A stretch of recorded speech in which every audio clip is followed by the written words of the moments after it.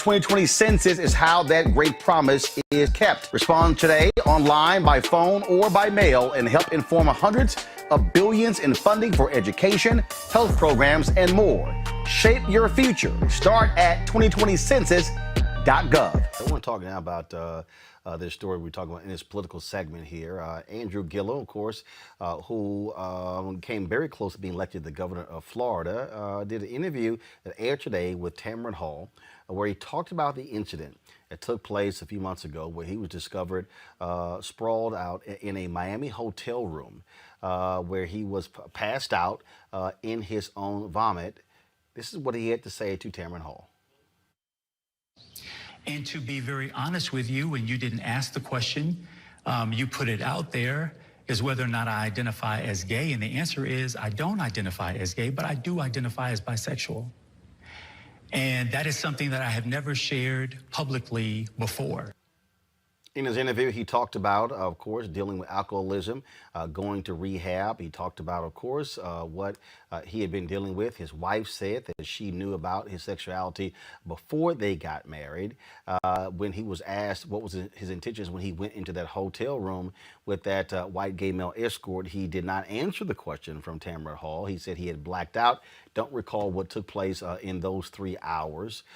This obviously is one of those very difficult stories for anybody, Avis, to come out and have a conversation with. The question is, does Andrew Gillum have a political future after his revelations today? You know, I actually think that he does. I think that he had to do this in order to create a path, at least, to potentially having a political future. He could not have let what happened just stand without any sort of discussion, without any sort of, in essence, come to Jesus moment, without really answering the questions that he answered in that interview. I do think also that this is a different moment in time that we live in. We just had an openly gay man run a very, very good campaign in the presidential primaries recently. We've just had a gay black man elected essentially to Congress, and so it is a new day. It is a different moment. He has a long future ahead of him. He's a young man right now, but at this moment, since he has admitted to what has happened, he has time, if that is his choice, to in some way in the future get back into politics. He has time to begin to sort of make those steps in that direction.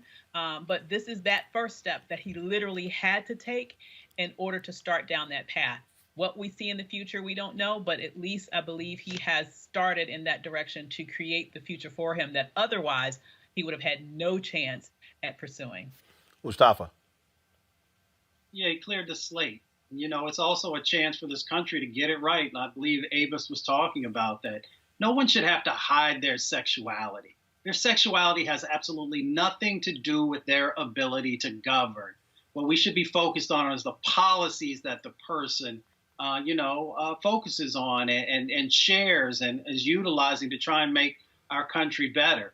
And sometimes when folks have to hide who they are, then they have to do all kinds of things. They medicate, they do a number of things to try and dull the pain of the trauma that folks go through and not being able to be their true and authentic self. Joseph. Yeah, I mean, I think it was certainly a powerful interview. I think it's also a moment for us as a community to reflect on why a brilliant brother like this felt as if he had to live this life and not publicly, right? As if somehow there was this part of himself that he couldn't share publicly with the world. I think, again, the question always was, is he gay or is he not gay? I think also it's an opportunity for us to have a conversation as a community of black people, to say that even when black men say that they are bisexual, the knee-jerk reaction is that, well, that in and of itself makes them gay. And so I think there's a few narratives that we have the opportunity to hopefully discuss. I think irrespective of your politics, I don't think that you can sit here and say that we are a society better off without Andrew Gillum and people like him being able to have a voice in public discourse.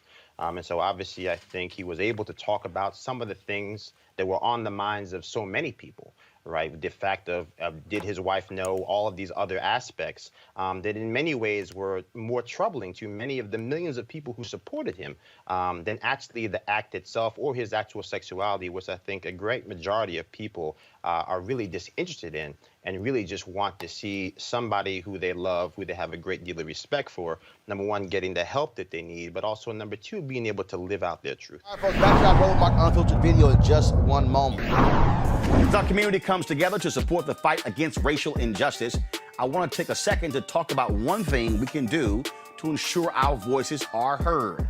Not tomorrow, but now.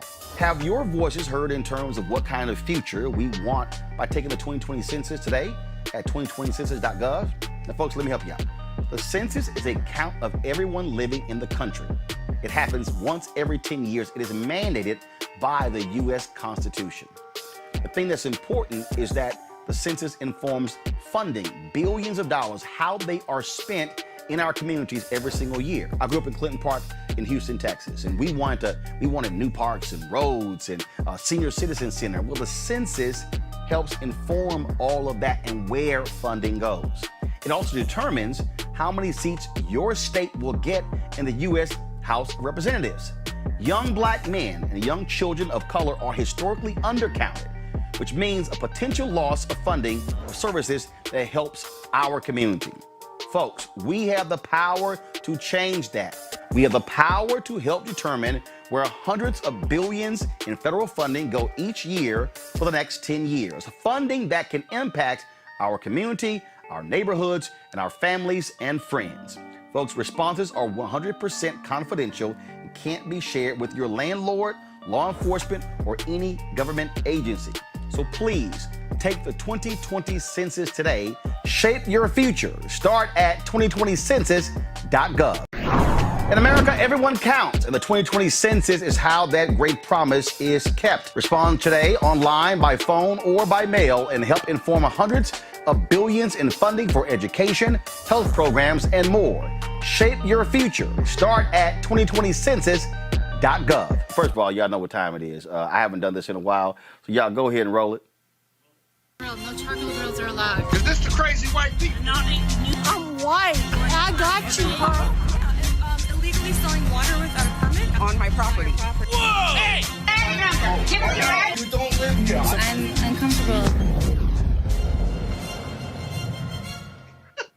All right, y'all. White boy in London acted an ass on the subway. Check what happened. Someone to jump him, kick his head in. Violence! Violence! Oh you don't go about that EDL stuff. EDL stuff. Roll with the EDL stuff. Okay. I don't roll with the EDL It's stuff. worse than them, isn't it? Yes! You're right, Why sir. have to shower? Why have to shower? Shouting does not make a Use point. EDL stuff.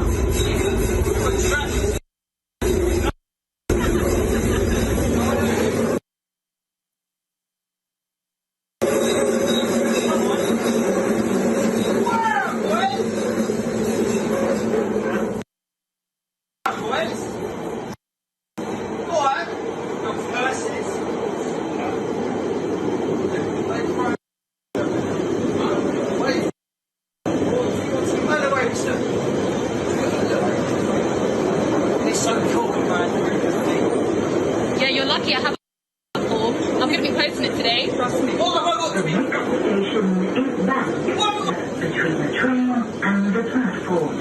Change here for the Circle District. Do something like that. This is my home. You're all going back. You know it as well. You know we're going back. Go on. Keep going. On the internet. I'm popular. What's your name? You know what my name is. What's your name? What's your name? What's your name? What's your name? Tell me your name. No, you're black. You're black. Oh my God. Yeah, What is black carry got to do with anything? What is with anything? Shut up. This is popular. What's This popular? is less than enough. Less than enough. Less than enough.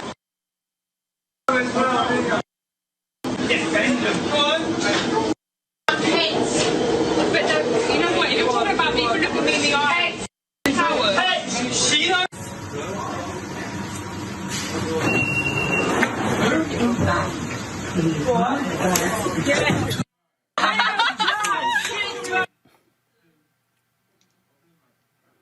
I think he's still asleep. I think he's still. Lauren, I'm telling you. Knock the F out. I'm telling you, these people, they act the fool. They act the fool. Knock the F out. I mean, one punch, and the brothers were like, say bruh, okay, we done. Yeah, and it kind of reminds me sort of a UK version. Say it again, Lauren. Say it again. I said it was a UK version of what you played the other day. I think it was in a 7-Eleven with a guy running his mouth. And he called the guy boy and said, what are you going to do about it?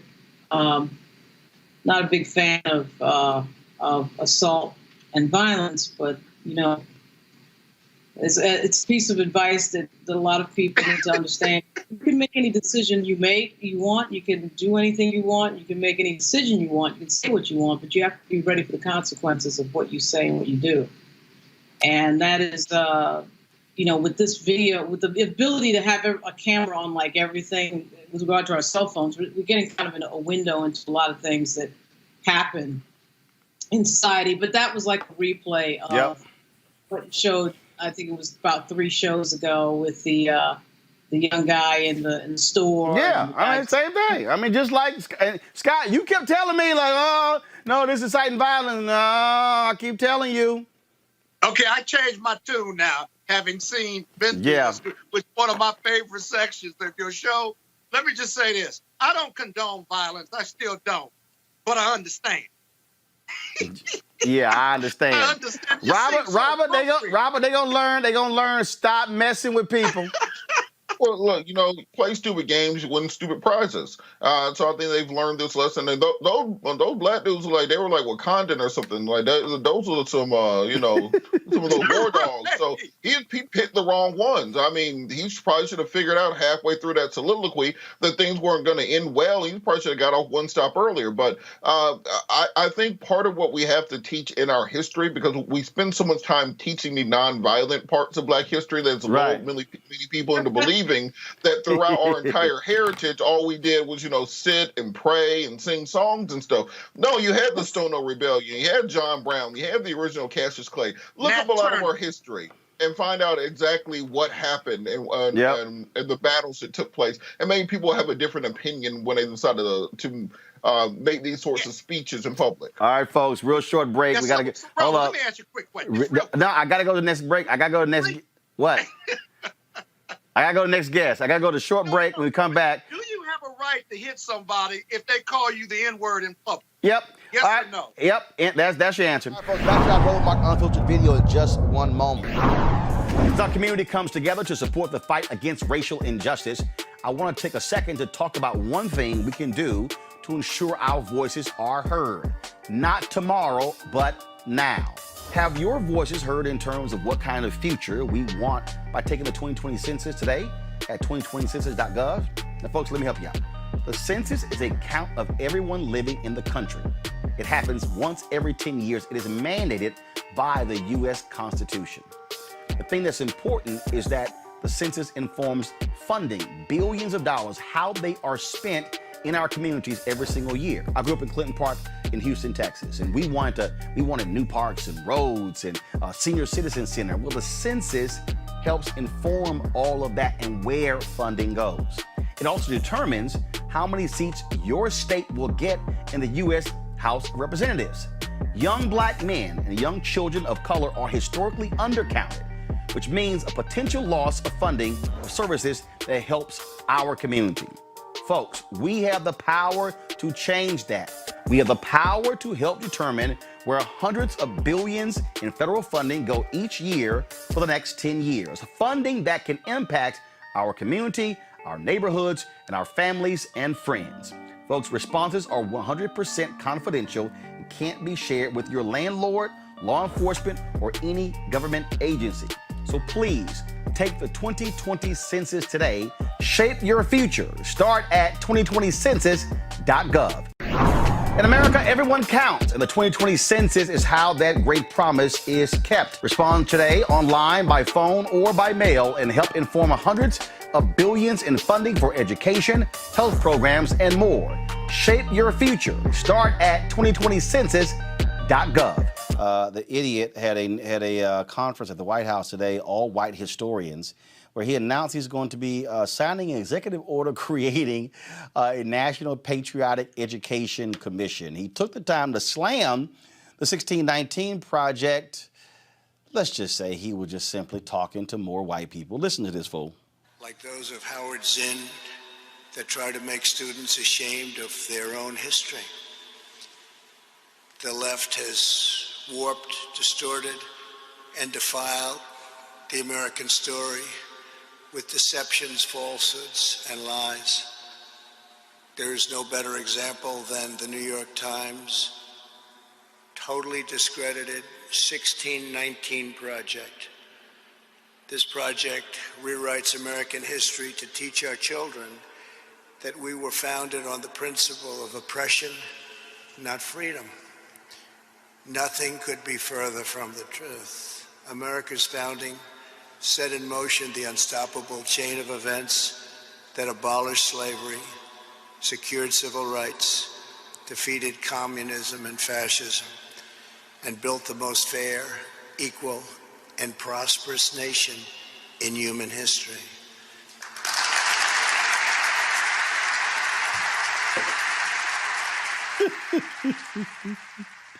I just love Reese, how these white folks are just crazy about the 1619 Project, as if they just made it up, as if none of that stuff happened. I mean, we had a whole ass war to end slavery. So what is he talking about? Like, oh, our founding led to slavery being abolished. No, it actually did not. There was a war. They're fighting over these Confederate statues, so they seem to have known that there was a war.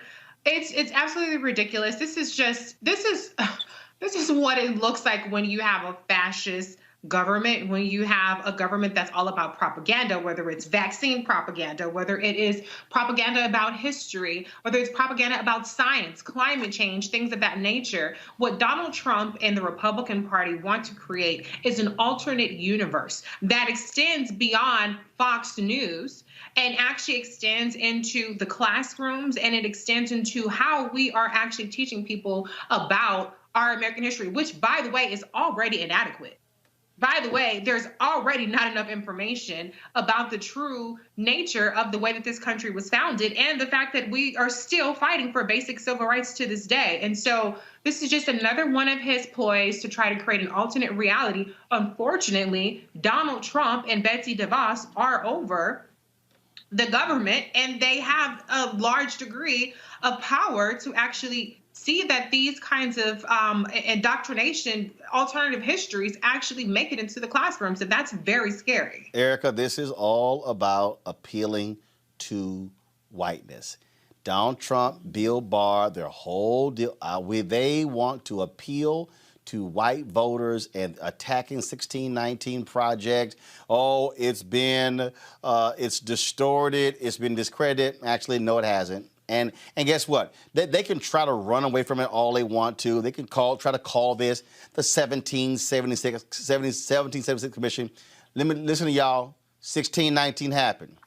So did 1620, 1621, 22, 23, 24, 25, all the way up. 1863 happened.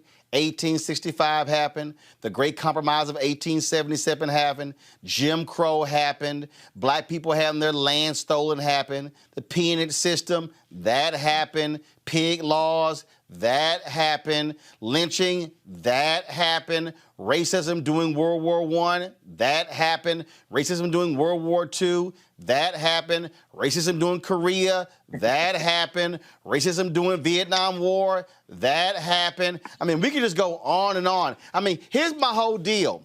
If these white folks really want to have a debate, y'all, here's the deal. We're more than prepared to have it. You know why? Because we now own shit. We now own media. And here he had all these historians, not a single black historian at his so-called little commission today, little White House on history, Erica.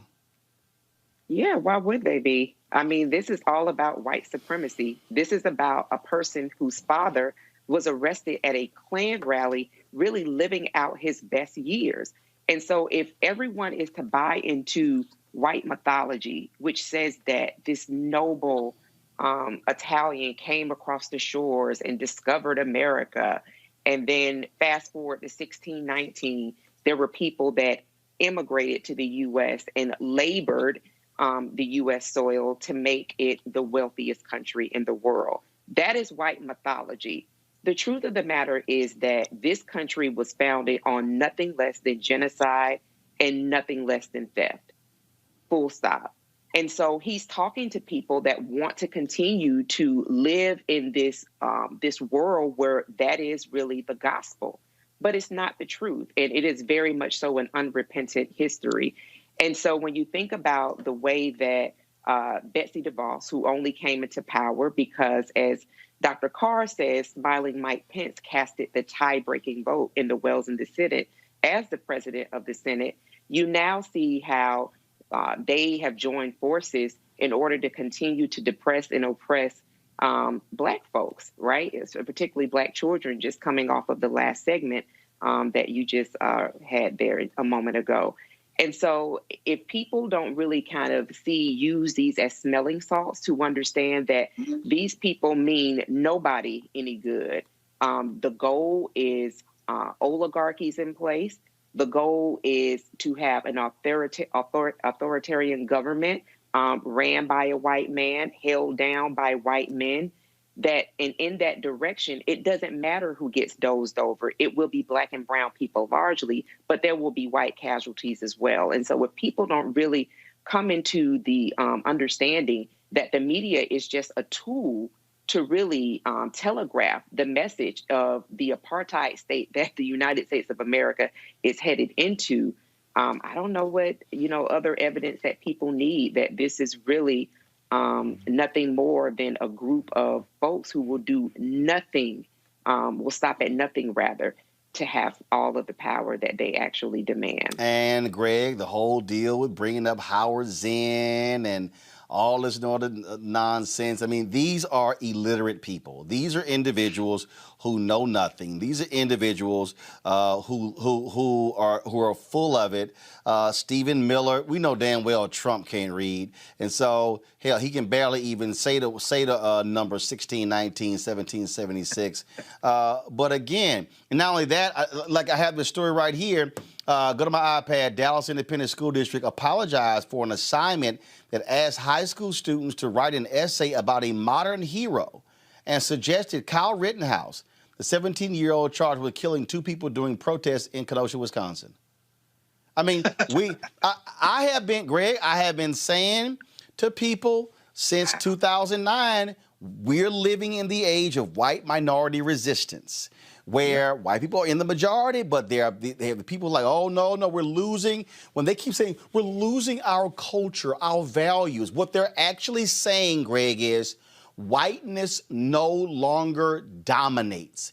What they're saying is, damn, we got to actually consider Black people and consider Latinos and consider Asians and Native Americans. We now got to listen to y'all. That's all this is. That's right. Roland, and this is why everybody needs to break off some change and support Roland Martin Unfiltered, because this is your platform. This is Black owned, and you can say whatever you want to whoever you want. 3 quick things. Number 1, he's not well. Something wrong with that man. You saw him laboring, going from teleprompter to teleprompter. Something wrong with him. And Howard Zinn, who died 10 years ago, could have walked in there and shook his hand. He wouldn't have known who he was talking about, which leads me to the second of the 3 points. Because this is your platform, because it is Black-owned, because it is unfiltered and unvarnished, I hope you can track down Jean Guerrero, because the author of that speech, Stephen Miller, she breaks him down in hate monger. I want to watch you and Jean Guerrero have a conversation about Stephen Miller, because that is the words, as you say, that were going through his mouth as he moved his rotting body from teleprompter to teleprompter, because something is wrong with him. And the third thing is, Stephen Miller is Joseph Goebbels, the man they called the Poison Dwarf, who in 1933, when the Nazis took over in Jeremy, that's why Erica just laid this out. This ain't about truth. When Goebbels was appointed Minister of Propaganda in the Nazi regime in 1933, the first thing he did was ban books by Jewish authors. Yeah. Then he started putting this propaganda out, and finally that Goebbels had the famous quote that says, if you tell a lie big enough and keep repeating it, people will eventually come to believe it. This ain't no arguing about the truth or a lie. This is about propaganda. He went on to say that the lie can be maintained only as long as the state can shield the people from the political, the economic, and the military implications of the lie. In other words, that's what the COVID thing is about. They just straight propaganda, and it can only be maintained as long as you can shield the people from the implications. But the people are dying now. Finally, Goebbels said the truth is the mortal enemy of the lie. And thus, by extension, the truth is the mortal enemy of the state. Understand what they are doing. Let's not waste any more time debating whether or not, or do they know, do they not know? So this is Goebbels in 33, man. This is straight propaganda. As Reese has said and as Erica said, this is straight propaganda. I would love to hear you and Jean Guerrero talk about Stephen Miller for a solid hour and a half. Because if we don't get this straight, we are going to be living in that apartheid state that Erica just talked about. All right, folks, back to our Roland Martin Unfiltered video in just one moment. As our community comes together to support the fight against racial injustice, I want to take a second to talk about one thing we can do to ensure our voices are heard. Not tomorrow, but now. Have your voices heard in terms of what kind of future we want by taking the 2020 census today at 2020census.gov? Now, folks, let me help you out. The census is a count of everyone living in the country. It happens once every 10 years. It is mandated by the U.S. Constitution. The thing that's important is that the census informs funding, billions of dollars, how they are spent in our communities every single year. I grew up in Clinton Park in Houston, Texas, and we wanted new parks and roads and a senior citizen center. Well, the census helps inform all of that and where funding goes. It also determines how many seats your state will get in the U.S. House of Representatives. Young black men and young children of color are historically undercounted, which means a potential loss of funding for services that helps our community. Folks, we have the power to change that. We have the power to help determine where hundreds of billions in federal funding go each year for the next 10 years. Funding that can impact our community, our neighborhoods, and our families and friends. Folks, responses are 100% be shared with your landlord, law enforcement, or any government agency. So please, take the 2020 census today. Shape your future. Start at 2020census.gov. In America, everyone counts, and the 2020 census is how that great promise is kept. Respond today online, by phone, or by mail, and help inform hundreds of billions in funding for education, health programs, and more. Shape your future. Start at 2020census.gov. All right, folks. Today, the Joe Biden campaign dropped their new ad targeting African Americans, specifically African American men. Here is that ad. We all know that we must fix our criminal justice system. Here is Joe Biden's plan to reform it: ending mandatory minimum sentences, ending private prisons, and end cash bail. A real plan for real change. I believe my criminal justice reform package is as strong or stronger than anyone else, than anyone has proposed. We will create a system that's fair and just. And we can get there together. I'm Joe Biden, and I approve this message. I'm Joe Biden, and I approve this message. One word? Anxious. Anxious. Because we see what this president is currently doing. We've got 170,000 Americans dead because of COVID. There's this lack of trust. This country is starving for good leadership right now. Big thing that Joe Biden and Kamala Harris can do is just rebuild trust.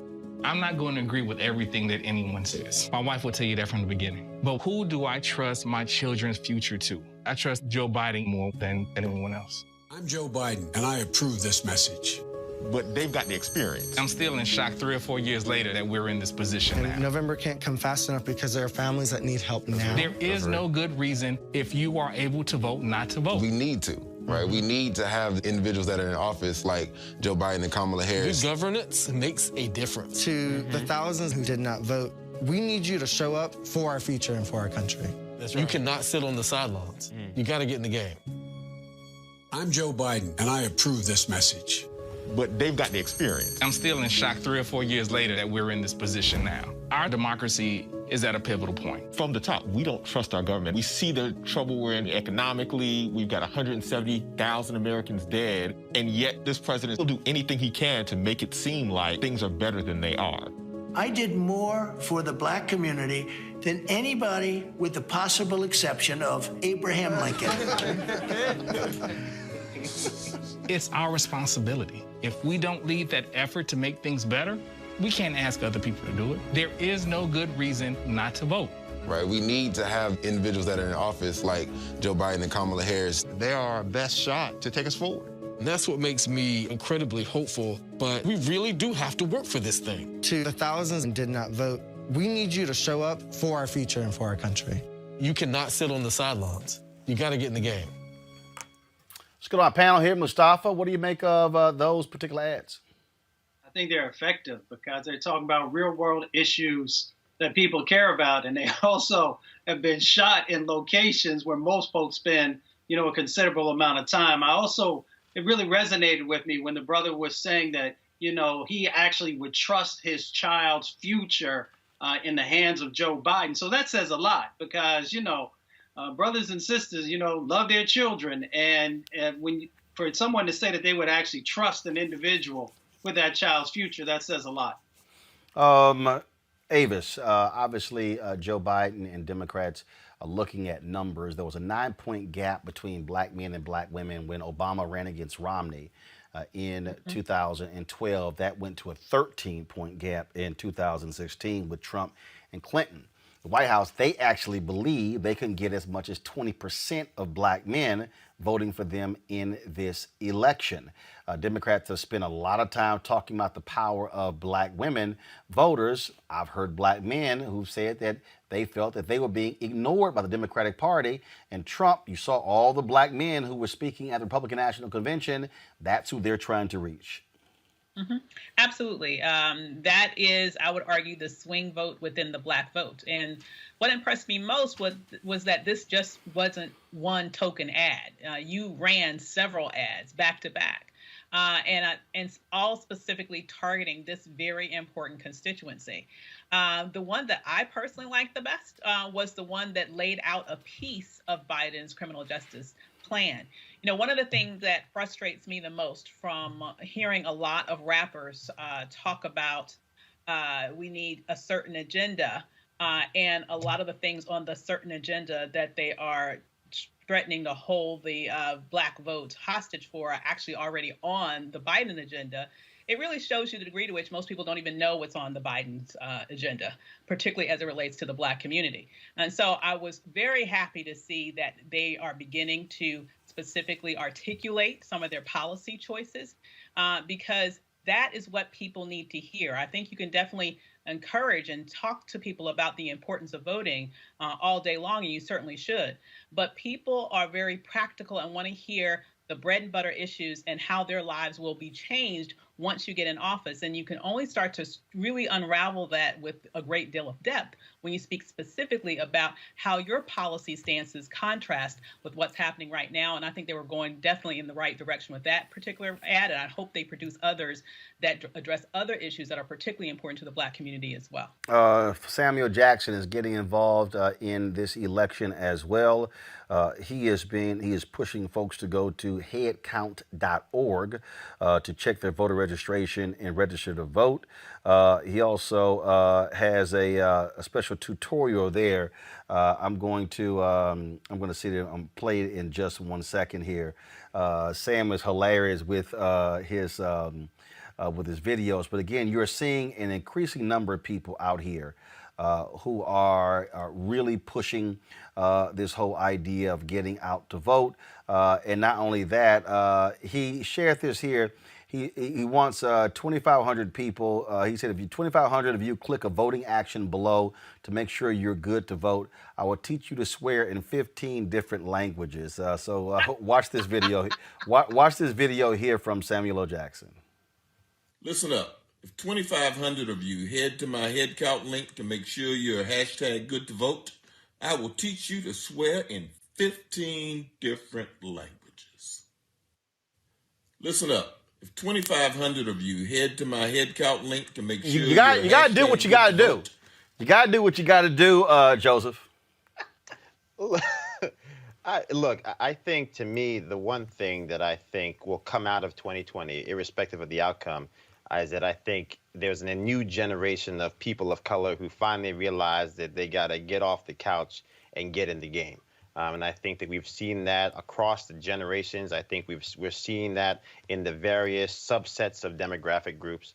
Specifically to the ads that were put out by Joe Biden, I think that there are obviously some good things. It's good to see that they're actually targeting black voters, but I think in some ways they might have played it a little bit too safe, or perhaps directly into the hands of President Trump.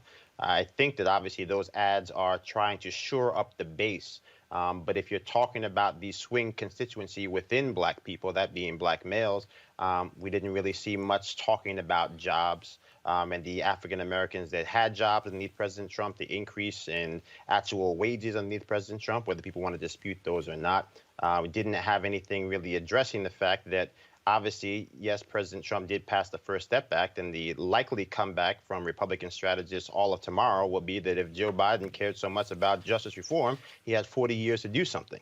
And so, I think those are going to be the type of counter punches that we see. I think overall, it will be up to most black people to decide for themselves who they think is going to have the policies that are best for them moving forward. I think the overwhelming majority of black people have already decided that that person is Joe Biden.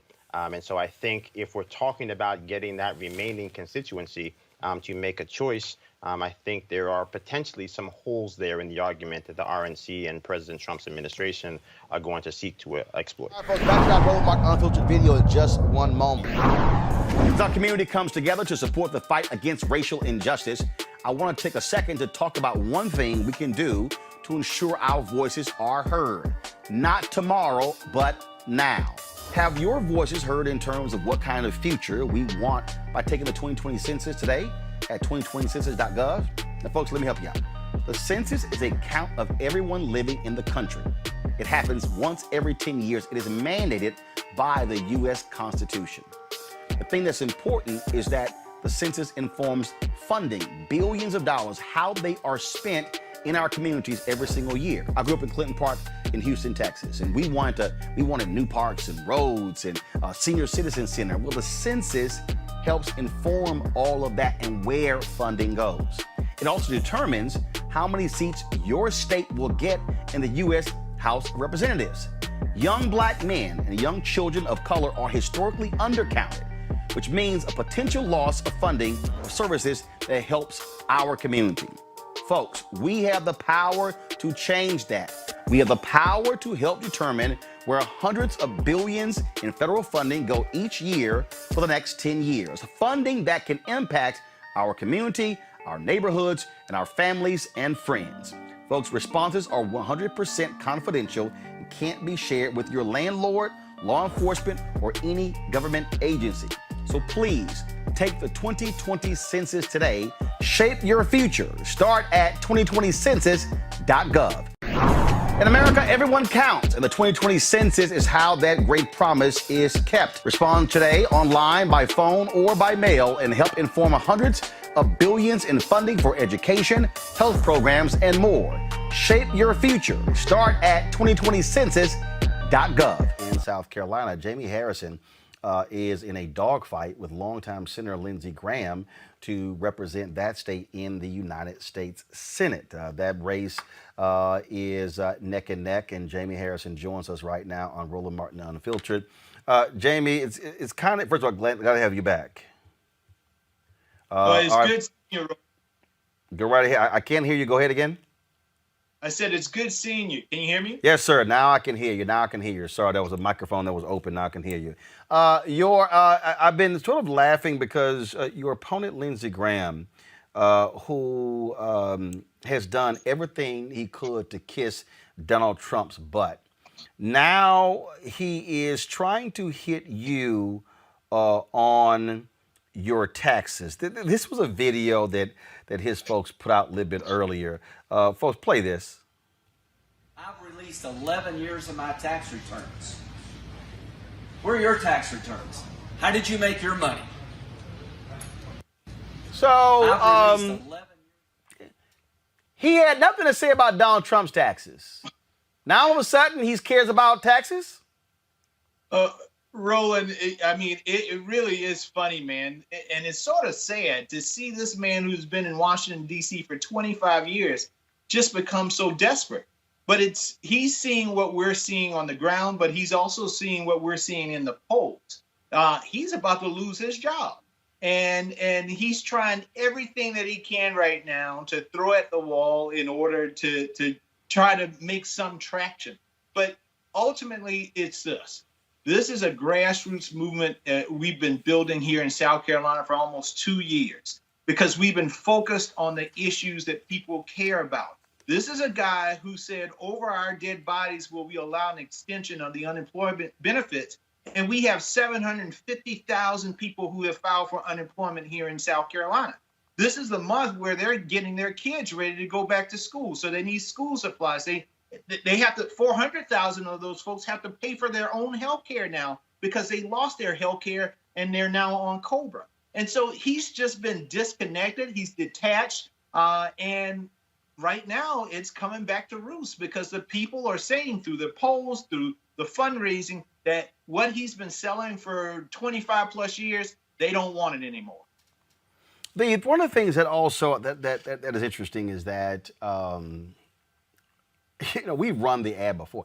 I mean, Lindsey Graham was extremely critical of Donald Trump in 2016. I mean, called him a quack, talked about him being a racist, saying that electing him would be the end of the Republican Party.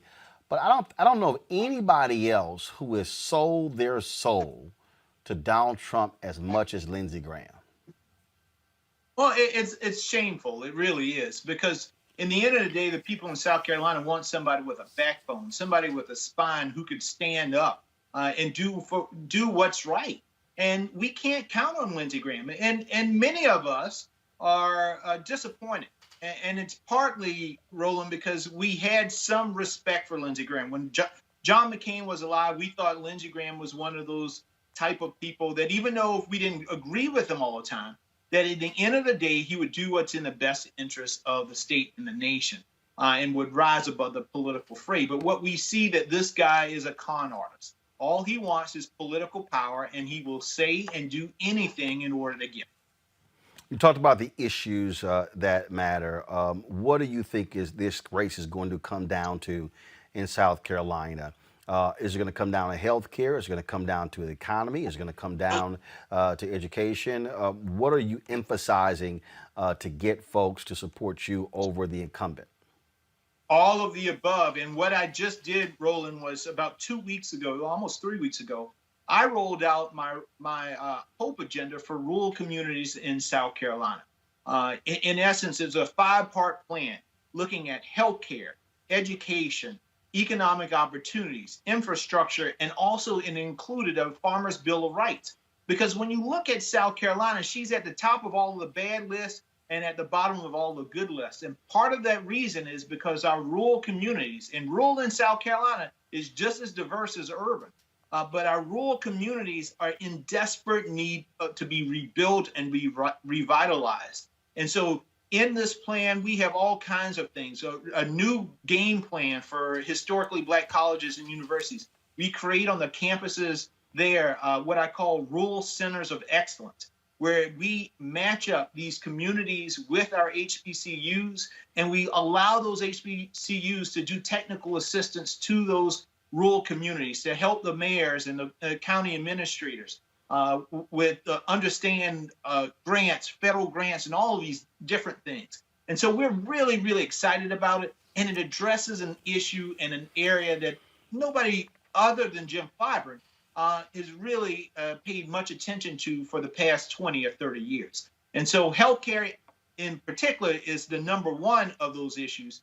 But we're about focusing our efforts on rebuilding and revitalizing rural communities here in South Carolina. and that will lift all boats. For years, African Americans like Reverend Jesse Jackson Sr. have talked about the voting power of black folks in South Carolina, how you have a number of African Americans who are not on the voting rolls, a number of African Americans who are not registered, who are not using their power. And so how are you really reaching those folks to get them to understand that your vote sitting at home is simply a wasted vote? And so what kind of campaign, man? Obviously, you're going to need votes of whites in North South Carolina and others, but you're going to need a massive black turnout if you're going to beat Lindsey Graham. Yeah, amen to that. And we are trying our very best to do everything that we can, Roland, to get into the African American communities. Now, the coronavirus complicates things. So some of the things that we would normally do, we can't do right now. You know, all of the various gatherings or what have you. But what we are trying to do is an all of the above approach.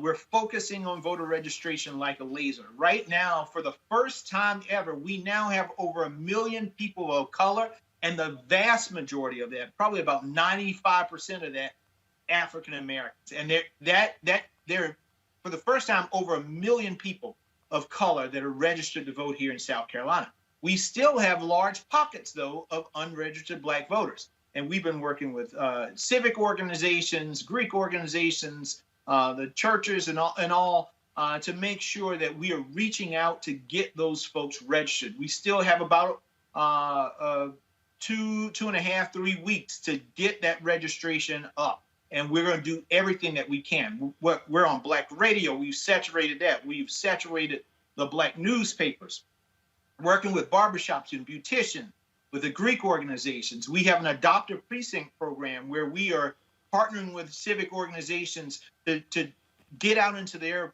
individual precincts in their communities. So we are taking a very, very aggressive approach to reach African-American voters here in South Carolina, to get them educated and to the polls. Questions from my panel. I'll first start with Joseph Pinion. Joseph? Hey, how are you? Well, obviously, thanks so much for joining us. I want to talk to you a little bit about, obviously, the issues that you're talking about in this campaign. I think, obviously, we have a political divide on some of these issues when we start talking about how do we provide health care for all people, whether that is through something like universal Medicare for all, or whether that's talking about leveraging free markets, talking about allowing people to buy health insurance across state lines. As you travel around South Carolina, obviously a very red state, you know, what is the pushback that you're getting, and how do you try to bridge that partisan divide on issues like healthcare, on issues like justice, where I do think we do have the ability in D.C. and I think across this nation to bring people together around issues that we've been previously divided on? Well, Joseph, a fantastic question, man. Listen, when I first started this race, I told people this. In the end of the day, this is not about Democrats versus Republicans, progressives versus conservatives, left versus right. It's about doing what's right versus what's wrong. And ultimately, we have communities here in South Carolina. South Carolina is one of 12 states where we did not expand Medicaid through the Affordable Care Act. And as a result, there are about 250,000 people in the state right now who don't have health care, but if they lived in 38 other states, they would. We've had 4 of our rural hospitals that have closed over the past few years. And if you live in those communities, it doesn't matter if you vote for me or Lindsey Graham, you vote for Joe Biden or Donald Trump. But if you have a heart attack or a stroke or complications with diabetes, and now it takes you, instead of 10 minutes to go to the hospital, it takes you 25 or 35 or 45 minutes. That's a death sentence. And again, it doesn't matter whether you have a D or an R behind your name. That's just the reality of the situation. And so what I am doing on this race is not talking about, you know, which is the fancy bill in Washington, D.C. that one party is supporting over other. I'm saying, how do we keep our rural hospitals open? How do we make sure that you know, just a few years ago here in South Carolina, 14 of our 46 counties had no OBGYNs. Think about that. You are in a county and there is no OBGYN and you're having a baby. What do? What if you don't have the transportation to go to another county? These are the practical bread and butter issues that people, Democrats, Republicans, and independents are dealing with. And we've had a senator who's been in Washington for 25 years, and he hadn't done a thing about it. And so that's what I'm focused on. And by focusing on that, that's why we're making the traction right now with Democrats, Republicans, and independents. And that's why Lindsey Graham's unhinged at this point in time. Mustafa. Jamie, good to see you. I know that you too, brother. You know, there's a small percentage of African-American men who sometimes will vote Republican, and many times they say it's about jobs. Can you talk about how the new clean economy and other jobs are a part of the message that you're bringing? Yeah, well, and that's a huge component for what we are trying to build with our rural plan. But let's back up. Even before my rural plan, let's look at the COVID situation that we're in right now. South Carolina is 50th in the nation in terms of PPP dollars for small businesses. That's, you know, Lindsey likes to talk all the time about his relationship with the president. But I'm like, dude, if all you can do is get South Carolina to be the very last state in terms of money going to our small businesses, you need to upgrade your relationship, because we need something out of that relationship that we currently aren't getting. And when you drill down even further, 90% of Black businesses, small businesses in South Carolina, were locked out of getting any of those PPP dollars coming out of that program. We have to do better. And so what we're seeing is Black barbershops and beauticians and restaurants and small stores all closing. And they can't reopen because they don't have the access to capital. They don't have the relationships with the big banks. And so we got to do better. And part of my rural plan is to do that, to make sure that we create access to capital so that these businesses, if you have an idea, you have the drive, you just don't know the know-how and the technical know-how or have the access to the capital, we are setting up a program that will allow you to do that. Partnering through the historically Black colleges and universities to provide you with that technical assistance so that you can grow those opportunities. We're also setting up apprenticeship programs because we have all of these large corporations here. You have Michelin, you have Boeing and Volvo and all of these other things. Well, none of the African Americans in these communities that are surrounding these companies are actually a part of that pipeline going into those companies. So we're creating partnerships with the high schools in those communities so that there's a direct pipeline to get some of these young kids into those large corporations so that they can have good paying jobs to take care of themselves and their families. And so we're doing a lot in our program to try to bring more opportunity so that we can see close that wealth gap that we see between different ethnic groups. Let's go to final question from Avis Jones-Weaver. Hello there. You know, running statewide for the U.S. Senate is never easy for any Black candidate. But running statewide as a Black candidate who's also a Democrat in a red state, that makes it even more difficult. Yet you are running a race that is for neck and neck, it seems, with Lindsey Graham, someone who has been in the Senate for God knows how long. That said, if you were to win, if you were to pull out a victory against, Donald Trump's right-hand man here, what would that say, not just for you and the strategies that you've put in place for your campaign, but what would that say for the future of Black politics and particularly for the future of Black politics in the South? Yeah. So I often, and we are going to win this race. As my grandma said, you got to claim it. We are going to win this race. And I have been saying from day one that this race is about closing the chapter on the old South and opening a brand new book called The New South, a new South that is bold, that is inclusive, that is diverse, where all of us are heard and our voices matter, right? That's really, really important. And so what I'm doing is I'm dispelling those myths that have been out there that, Black folks can't, you can't run statewide because you can't raise any money, or you can't beat a long entrenched incumbent like Lindsey Graham. We saw what Stacey Abrams was able to do, how close she came, and she would be the governor right now had it not been for the suppressive efforts that took place in that state. And so what I've done is taken the lessons learned from Stacey's race, taken the lessons learned from Andrew and Beto's race, and applied that to our race. So we have built up a mechanism to make sure that we're going to fight back against any suppressive activities that we see. At the same time, I want you all to understand how important this is to our history and to this region as well. This seat that I am vying for was the seat of John C. Calhoun.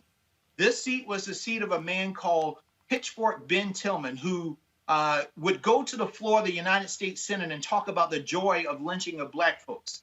This was the seat of Strom Thurmond. And currently, this is a seat that Lindsey Graham occupied. South Carolina, the very first state that seceded from the Union because of the issue of slavery, and let's call it like it is, will become, when I win this race on November 3rd, the very first state to have 2 African-American senators serving at the very same time. And so this seat is so important. It's important because it is the next chapter of how we evolve and move forward.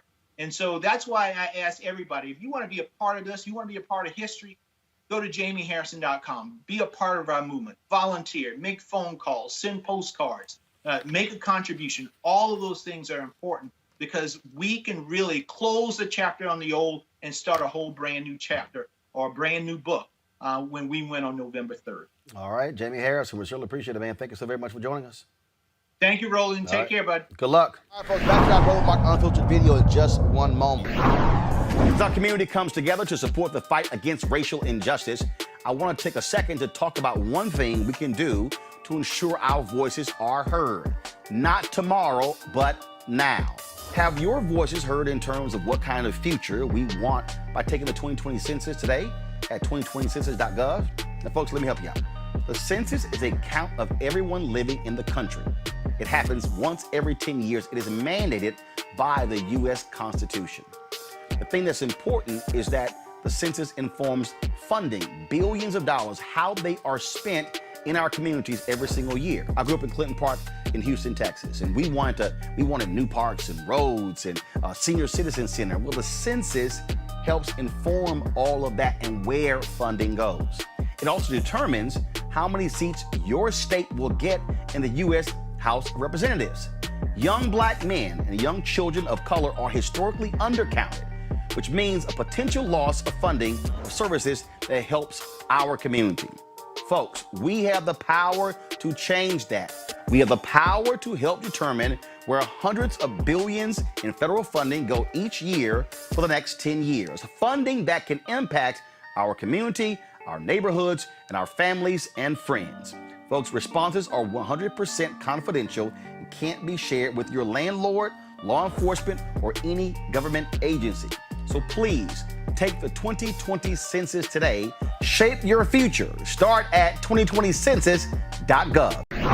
In America, everyone counts, and the 2020 census is how that great promise is kept. Respond today online, by phone, or by mail, and help inform hundreds of billions in funding for education, health programs, and more.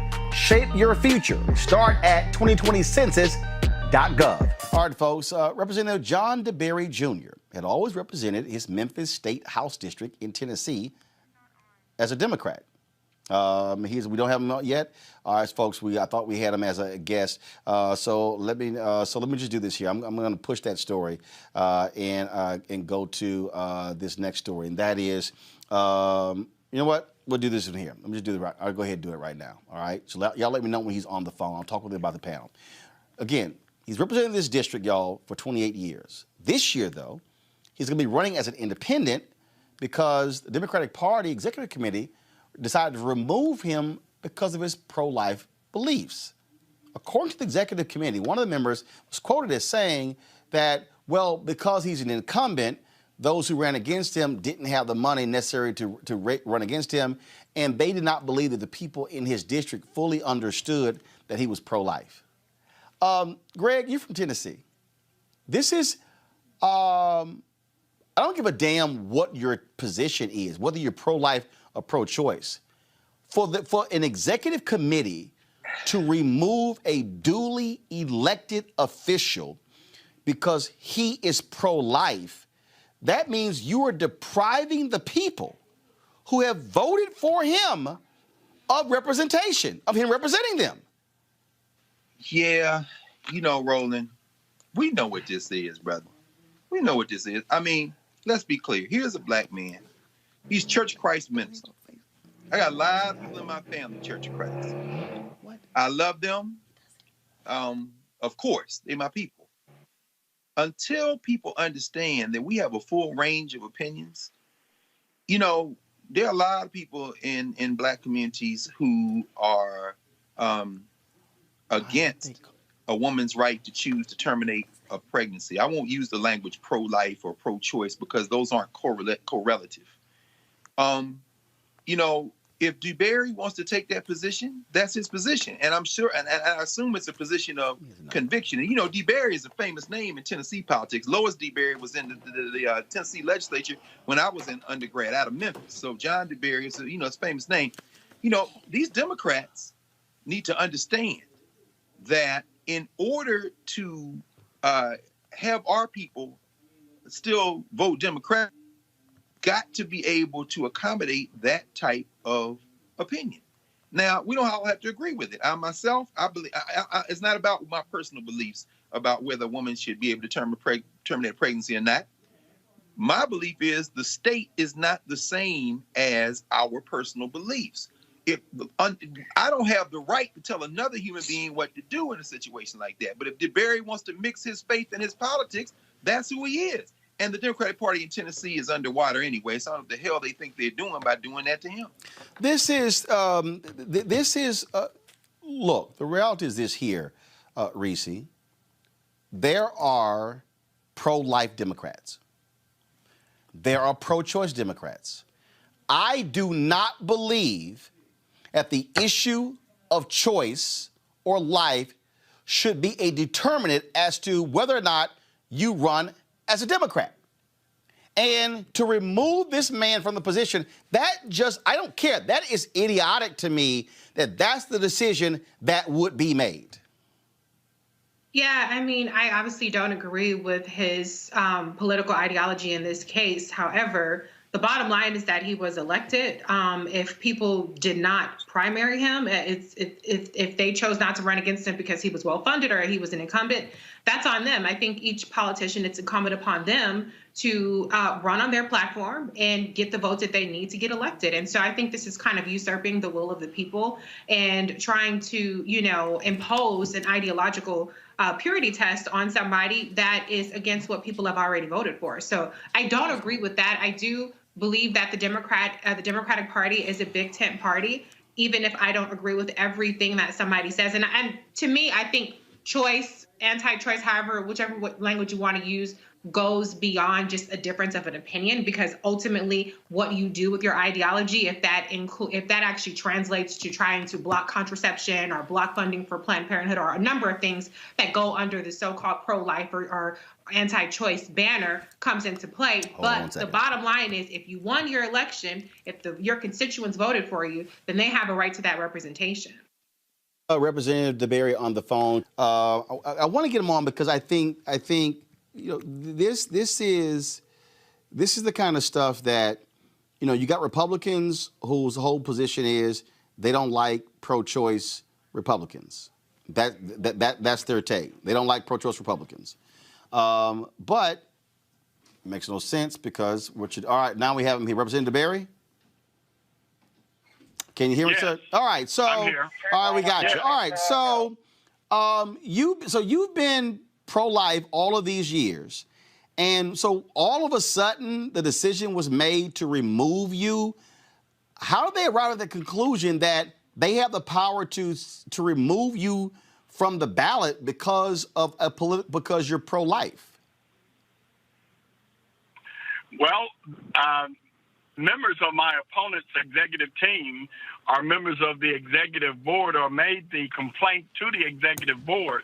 So folks who work for my opponent did the complaint and pushed the complaint through.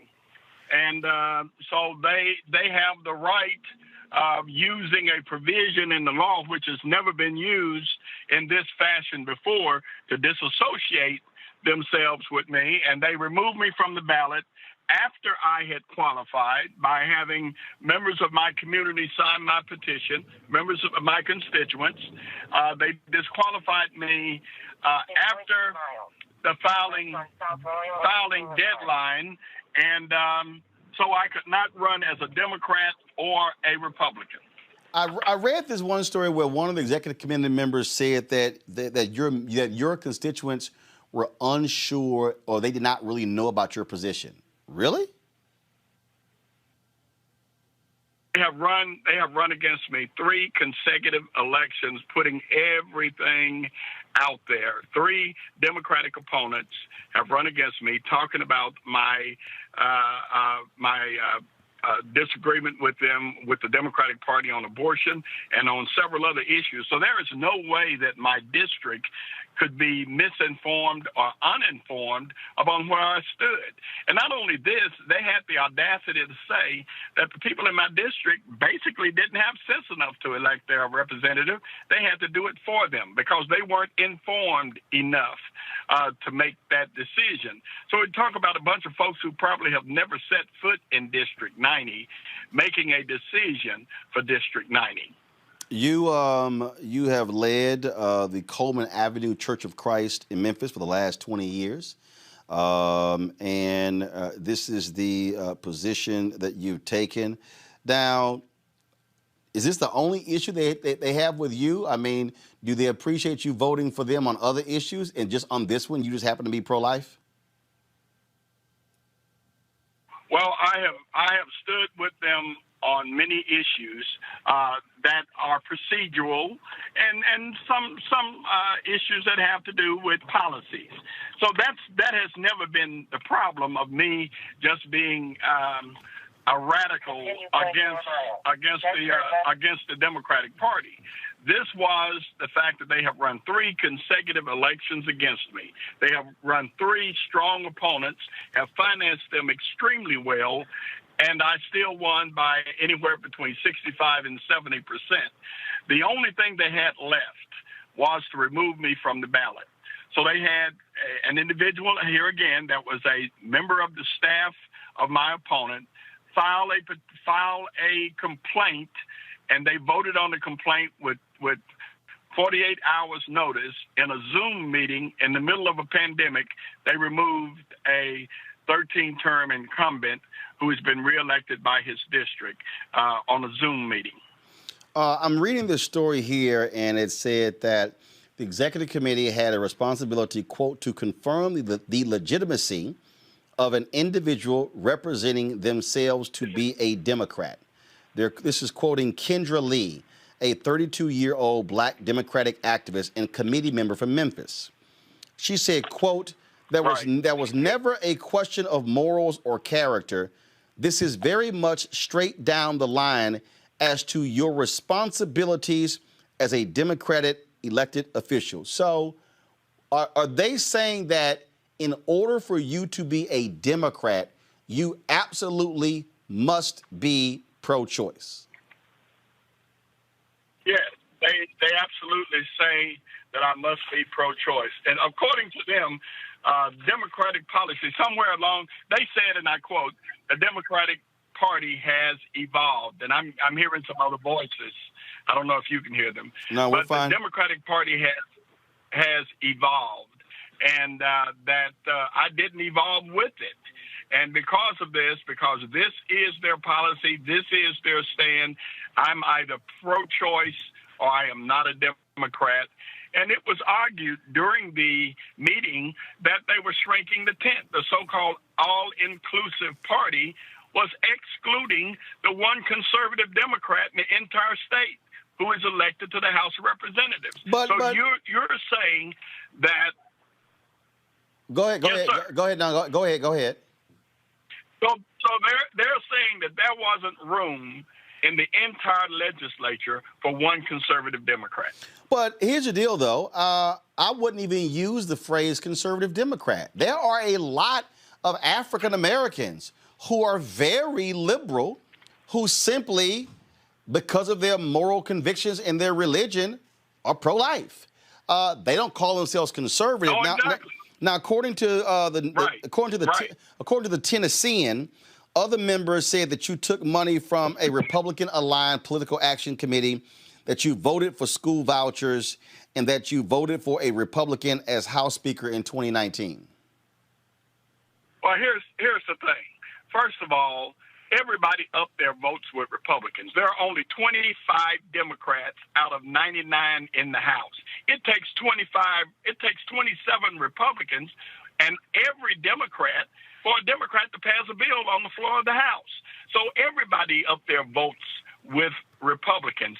As far as the Speaker was concerned, they all caucused and called me. One of the chairs of the Democratic caucus called me, a delegation called me and said, we are all going to stand together behind the Speaker.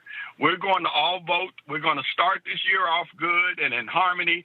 And they called me and said, we're going to vote for the Speaker. I said, are you sure about this? They said, yes, we're all going to vote for the Speaker. So I called the Speaker and asked him. And the Speaker said, oh, yes, that it was. We've already worked out our differences, and we're going to start the year off. We're going to bring in all the former speakers. The ceremony was set. On the way into the door to vote, they said, we changed our mind. I said, you did what? We changed our mind. We're going to run somebody. Now, knowing you only have 25, you can't, there is no way that you can possibly do this unless 27 or 28 or 29 Republicans vote for a Democrat for Speaker. So why would you do this, and why would you expect me to spend political capital in order to just make a show that they wanted to make on that day? And everybody up there gets money from Republicans and Democrats and whoever makes a donor, whoever gives them money. So all of that's just a bunch of hooey that they threw in there. And the voucher issue, there are black people, there are Democrats who support school choice. I was fighting for school choice before it was cool. Before the Republicans took over the legislature, I put in school choice bills. I have put in school choice bills for almost 20 years. So everybody knew where I was on vouchers, on educational scholarships, and busloads of black folks, busloads of African Americans come to Nashville every year begging for school choice, and they've just been ignored. All right. Representative John DeBerry Jr., so you're running as an independent in November, correct? Yes, that is correct. I'm running as an independent. That's all I had left. It was done in such a way that, as I said earlier, that the petition, that the complaint was filed after the filing deadline. So when it was filed, I could not run as a Democrat or as a Republican. The only option I had when they finished doing their vote of taking me off the ballot was to run as a write-in. That's a shot in the dark. We all know this. Got it. But my colleagues, both Democrat and Republican, voted for a bill and a change in the law that if an incumbent has been removed from the ballot after they have qualified, they can run as an independent. All right. Representative DeBerry, we appreciate it. Thank you so very much. I thank you for having me on today. All right, folks, we did reach out to try to track down some members of the executive committee.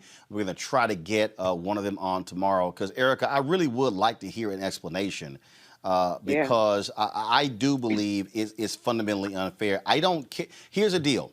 If you want to be pro-choice and run as a Republican, I got no issue. If you want to be pro-life, I got no issue. If you want to be pro-choice or pro-life as a Democrat, I got no issue. The voters are the ones who should decide who represents them. Yeah, and I think one of the most surprising things to hear Representative talk about was that when he said that there are 25 members of their assembly, 25 members of the Democratic Party in that Capitol, as opposed to 99 Republicans. So they're definitely outgunned. So thinking about then some of the bills that he voted on, that definitely they had to cross the aisle because they really didn't have a choice. They're a small percentage of that entire Capitol body. And so to understand kind of where we are right now, and then that Democrats, people that carry Democrat, would actually exercise this type of coup, so to speak, is really surprising, especially given that this story was picked up on the Federalist. And so this is a story now that has been running for a few weeks on the Federalist page. This does not bode well, even though this is very much so relegated to that particular area. This does not bode well for the entire Democrat Party. I mean, because when you think about the way that this can really be teased out, to say, in fact, that Democrats are not the big tent party that they were once were considered, and that they're actually moving out people who don't really fit the bill, and then that it be a Black lawmaker is very troubling. So I'm really interested in finding out, although he said that he's going to be running as an independent, is there any litigation that will be involved? Interested because they did, in fact, have another person that passed away in October of last year, a state representative, who they in fact said that caucused with Republicans, that he said things that were not flattering about the Democratic Party on a hot mic. A Black gentleman that passed away in October of last year. Got it. So I'm just wondering if it was just something that they'd experienced through him, that they said that they were just really going to cut off at the knees anyone that did not do as they all wanted them to do, so to speak. Well, I can't wait to, again, talk to a member of the executive committee. I would love to get their perspective on this decision. All right, folks, back to our Roland Martin Unfiltered video in just one moment.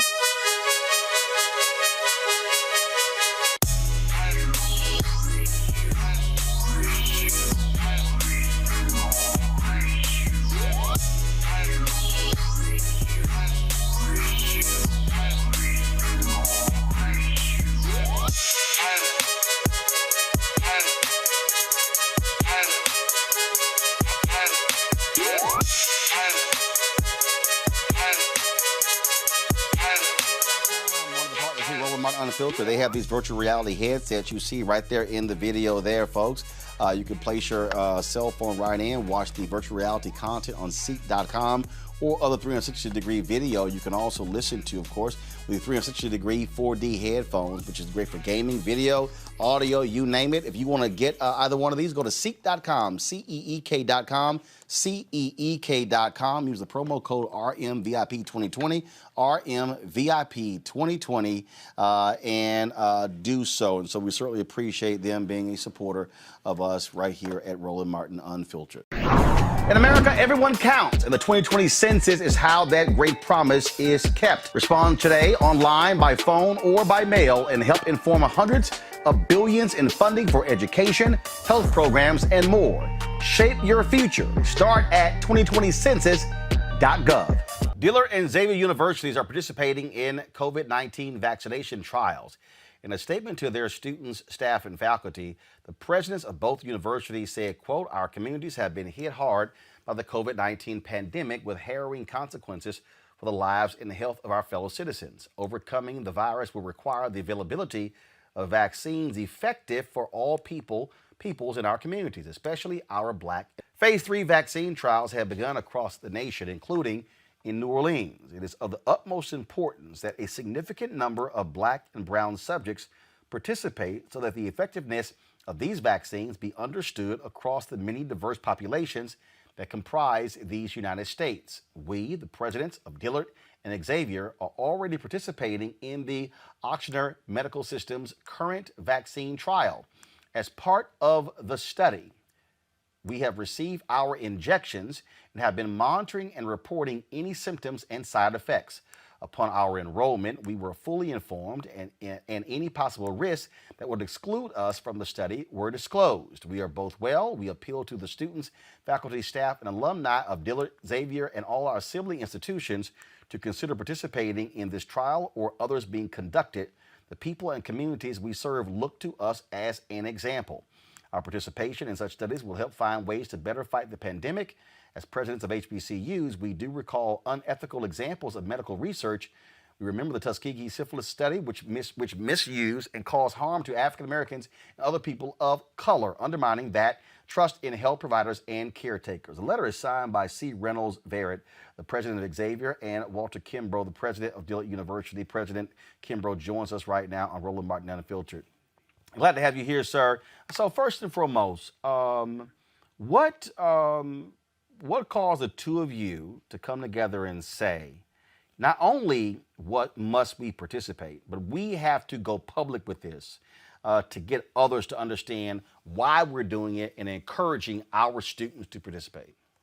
Yeah, thanks, Roland, for having me on. So, like most people, I've been watching the news and hearing all these stories about how we have to have more people of color in the vaccine trials to make sure they work. And so the first time I heard the stories, I was telling my wife, I said, well, I think I want to do that. But then you go on about your day and do your normal thing. And then Dr. Verrett contacted me and said, hey, I'm in this study. Are you interested? I said, yeah, I'm interested. He said, then we could probably set an example and let people know we're participating and encourage people to think about doing it. And understanding that the vast majority of people are not going to be in a trial, which is fine. But to say that we're not just telling people this is something you should think about doing, but something that we are actually participating in to lead by example. And then just say, really think about it. And it's a serious decision for people because they're, as we mentioned in the letter, people are concerned about Tuskegee and a lot of the medical immoral practices against people of color, particularly Black folks. So we wanted to say, hey, this is still important. We're a part of it. And if it's something that you want to do. Mail and help inform hundreds of billions in funding for education, health programs, and more. Shape your future. Start at 2020census.gov. Dillard and Xavier universities are participating in COVID-19 vaccination trials. In a statement to their students, staff, and faculty, the presidents of both universities said, quote, our communities have been hit hard by the COVID-19 pandemic with harrowing consequences for the lives and the health of our fellow citizens. Overcoming the virus will require the availability of vaccines effective for all peoples in our communities, especially our Black and brown neighbors. Phase 3 vaccine trials have begun across the nation, including in New Orleans. It is of the utmost importance that a significant number of Black and brown subjects participate so that the effectiveness of these vaccines be understood across the many diverse populations that comprise these United States. We, the presidents of Dillard and Xavier, are already participating in the Ochsner Medical System's current vaccine trial. As part of the study, we have received our injections and have been monitoring and reporting any symptoms and side effects. Upon our enrollment, we were fully informed and any possible risks that would exclude us from the study were disclosed. We are both well. We appeal to the students, faculty, staff, and alumni of Dillard, Xavier, and all our sibling institutions to consider participating in this trial or others being conducted. The people and communities we serve look to us as an example. Our participation in such studies will help find ways to better fight the pandemic. As presidents of HBCUs, we do recall unethical examples of medical research. We remember the Tuskegee syphilis study, which misused and caused harm to African Americans and other people of color, undermining that trust in health providers and caretakers. The letter is signed by C. Reynolds Barrett, the president of Xavier, and Walter Kimbrough, the president of Dillard University. President Kimbrough joins us right now on Roland Martin Unfiltered. Glad to have you here, sir. So first and foremost, what caused the two of you to come together and say, not only what must we participate, but we have to go public with this to get others to understand why we're doing it and encouraging our students to participate? Yeah, thanks, Roland, for having me on. So, like most people, I've been watching the news and hearing all these stories about how we have to have more people of color in the vaccine trials to make sure they work. And so the first time I heard the stories, I was telling my wife, I said, well, I think I want to do that. But then you go on about your day and do your normal thing. And then Dr. Verrett contacted me and said, hey, I'm in this study. Are you interested? I I said, yeah, I'm interested. He said, and then we could probably set an example and let people know we're participating and encourage people to think about doing it. And understanding that the vast majority of people are not going to be in a trial, which is fine. But to say that we're not just telling people this is something you should think about doing, but something that we are actually participating in to lead by example. And then just say, really think about it. And it's a serious decision for people because they're, as we mentioned in the letter, people are concerned about Tuskegee and a lot of the medical immoral practices against people of color, particularly Black folks. So we wanted to say, hey, this is still important. We're a part of it. And if it's something that you want to do, think about it. Here's the contact information. So that's the way that we tried to do that. Now, on that particular point, I mean, the reality is when we talk about these medical trials, historically, they have had low Black participation. And the reality is that has an impact on the outcomes of the drugs because the reality is that Black people and white people, Latinos, men and women respond differently to certain drugs. Exactly. So that was part of the conversation. Actually, so today I actually went for my second injection. As a part of the study, you either get portions of the vaccine, so it's not the whole vaccine. You get portions of it or you get placebo, saline. So I have no idea which one I got. But I actually had a chance to meet the lead researcher. She's from Peru, and we had this robust conversation because I'm still learning about this. And she mentioned, like, for example, blood pressure medicine, that if they didn't have enough women in those studies, the medicine impacts women very differently. Same thing for lots of these other programs. If you have sickle cell, I have the sickle cell trait. So they want to know, how does that impact people who have sickle cell disease or have the trait? So it's very important because it's not a one size fits all. You just get a vaccine that's done and then you don't test it on anyone else. The example she gave today is that the HIV drug PrEP, one of the newer drugs has not been approved by the FDA to use on women because only 1% of the trials were done on women. And of course, women need to be able to use that drug as well in case they're having sex with someone who is positive and they don't know. So those are some of the things that is very important. So the more I learn about it, I understand the fears, but I'm realizing more that you have to have a diversity of people in the studies to make sure that that drug will work for you. It's interesting because there was someone who was on social media and they were saying, well, is he going to take the drug when it comes to take Trump's drug when it comes out? And I responded, and the person said, well, are you going to take it? I said, no, I'm going to do what I do, which is be a reporter. And I'm going to have Walter Kimbrough and the President Xavier on my show to actually walk people through this and explain this. And I get people who are saying this is Trump's vaccine. But the reality is more Black people have been dying from this than anybody else. And the reality is we have to have a vaccine when it comes to this if we're going to try to get back to normal, if you want to call that, in the future, which also means that Black people have to be participants in this. You just described the HIV drug. Bottom line is this: if you don't have people participating, you don't know how that drug impacts different people who are on different medicines. Right, exactly. I mean, you think about it. Who are the frontline workers? The frontline workers are Black folks. So I am not a frontline worker. I'm blessed to be able to have a job where I can do it from a distance. So for me, if this was something small that I could do to say, well, let me help and participate this way, because I know wrote in a piece, I was saying, we had a pipe that burst out in front of our house a couple of weeks ago. And I saw this group of 10 Black men from the city working out in front in close quarters for 5 hours with no PPE. So, I mean, those are the things that leads to a group, African Americans, who are disproportionately getting and dying from this disease because we have more of the comorbidities. So that becomes a problem. I was reading an article yesterday from New York Times that talked about how, you're going to have this greater disparity in terms of education. So our kids need to be in school. They're not in school. They're going to have the worst, outcomes for that. So somebody's got to step up and say, yes, I'll volunteer to participate. If people don't want to, which I kept telling people by the letter says consider. It doesn't say you have to, you must, you should. It just says think about it. And so some of us have to think about it because we are disproportionately impacted. But you also take on head on this whole issue of the past, and that is whether you're talking about Tuskegee, whether you're talking about Henrietta Lacks, whether you're talking about, I mean, any number of things that have happened to African Americans.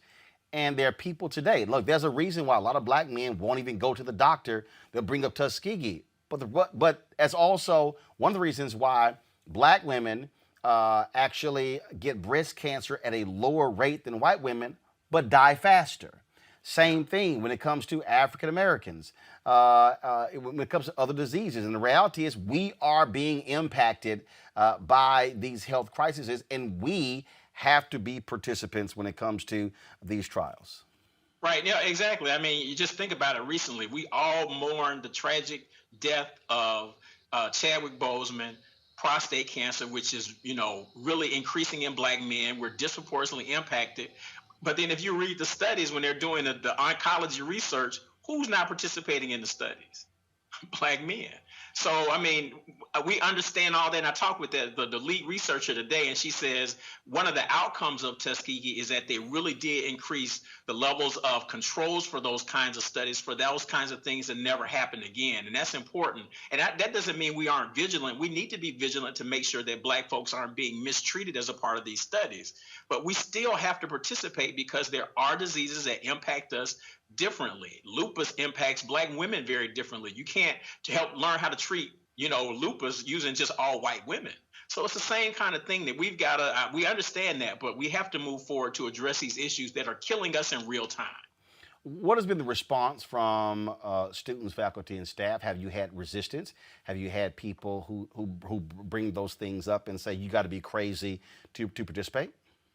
Yeah, some. I mean, but most of, particularly, folks on social media, you know how it is. Folks that don't know anything about you are just calling you everything but a child of God, saying you taking some money. They must think I'm, Falwell Jr. getting some money out of it. It's like, no, this is just something I thought I could do that would be helpful. And to be an example for people that this is something very important to do. I've heard from a couple of students who are thinking about participating, and I think that that's good. But, people sometimes think college presidents, you tell people to do something or you suggest they do something, they do it. And I wish I had that kind of magic, but I don't. So I think there's a level of ambivalence. I think most of the, vitriol that I get from this has been from people outside of the community who don't know me. But it was simply one letter, we put it out, and then I go about and deal with all kind of other issues that are going on. It's not something we're harping on. But when I have a chance to do interviews like this, it is a chance to raise awareness. And as a university, we should be raising awareness and doing some education. So as long as we're having these conversations, whether people participate or not, it's fine. We need to have conversations like this because this won't be the only disease that we're going to have to be involved in trials. And there are diseases now that disproportionately impact black folks that we are not participating in. So hopefully that's going to be a good outcome. Have you also conveyed to NIH, National Institutes of Health, and others who are leading this? And this is also why part of the problem is that they also don't do advertising outreach to black media.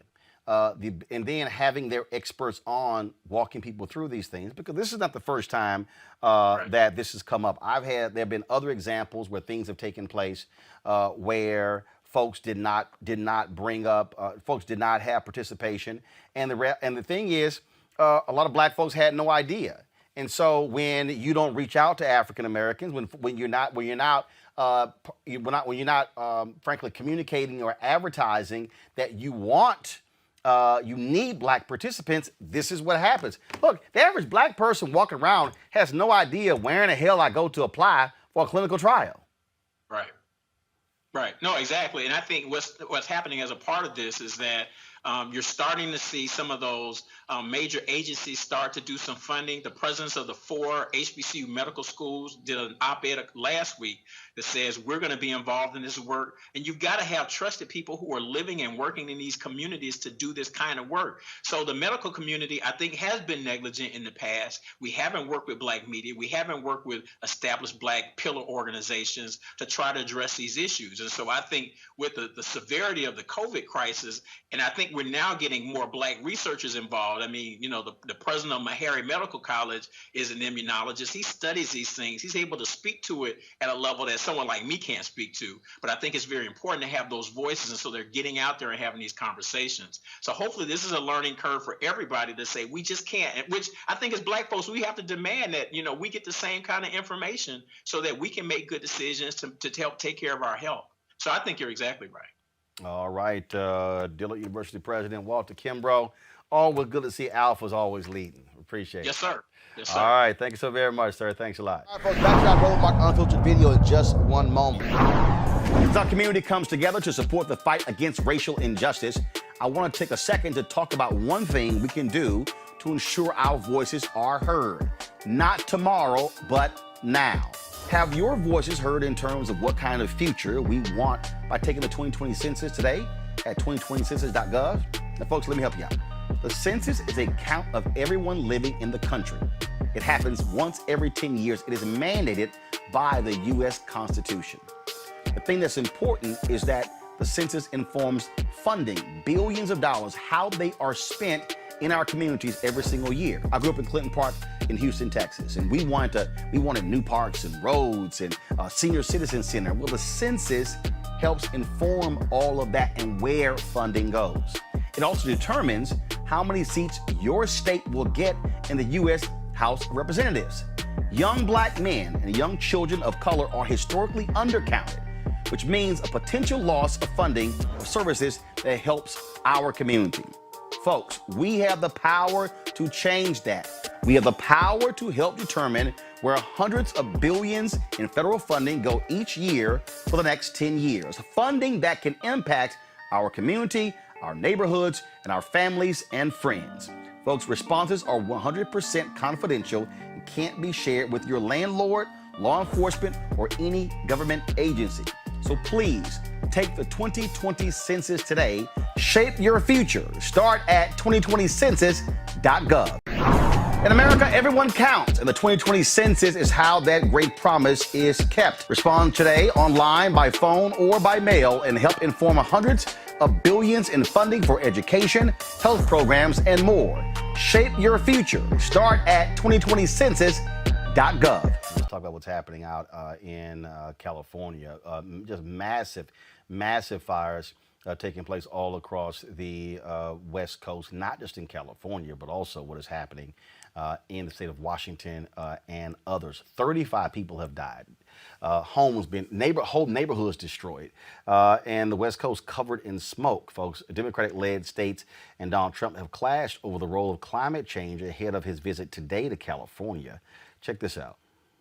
We broke a world record in the Death Valley, 130 degrees, but even in greater LA, 120 plus degrees. And we're seeing this warming trend make our summers warmer, but also our winters warmer as well. So I think one area of mutual agreement and priority is vegetation management. But I think we want to work with you to really recognize the changing climate and what it means to our forests and actually work together with that science. That science is going to be key, because if we ignore that science and sort of put our head in the sand and think it's all about vegetation management, we're not going to succeed together protecting Californians. Okay. It'll start getting cooler. You just watch. I wish science agreed with you. Well, I don't think science knows, actually. Tom? The sheer stupidity, folks. California, Oregon, and Washington State, they have seen historic wildfires that have burned faster and farther than ever before. Numerous studies in recent years have linked bigger wildfires in the U.S. to global warming from the burning of coal, oil, and gas. The Trump administration has blamed poor forest management for the flames. This, folks, to understand what this looked like, this was a drone video that was shot in San Francisco last week. I swear this was that Red Sun movie that Arnold Schwarzenegger was in. Watch this.